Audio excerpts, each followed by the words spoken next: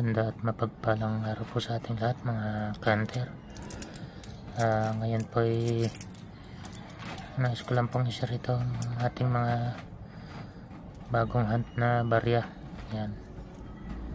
Ito po ay update tungkol do sa 10 peso NGC na year 2020. Yan. Kung ito po ay magiging common o semi hard to find o hard to find. Yan. Ngayon po ay mukhang malinaw na po yung sagot sa ating mga katanungan. Yan na po ang ating sagot ngayon. Ito po ay magiging common. Yan. Hindi na po siya semi hard to find o hard to find, dahil sa aking palagay ay marami na po ito, kasi mga pagkalipas lang po ng ilang araw, yan o, ilan na po itong nadagdag, 3 piraso.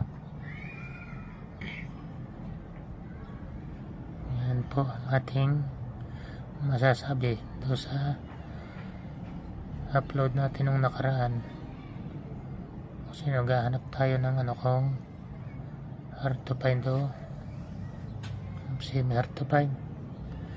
Ito na pong kasagutan, common po siya, dahil sa tingin ko parami na po.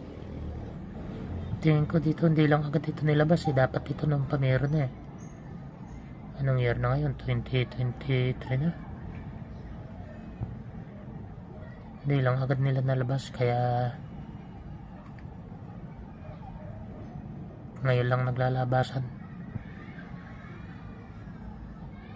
Tapos itong isang to ay yan, 20 peso na 2020 upper mint mark. Yan. Dito po sa 20 pesos na to, excuse me po, hindi po masyadong to sa akin kung ito ay common o semi hard to find, kasi ang hawak ko lang po nito 2 piraso padalawa pa lang to. Kaya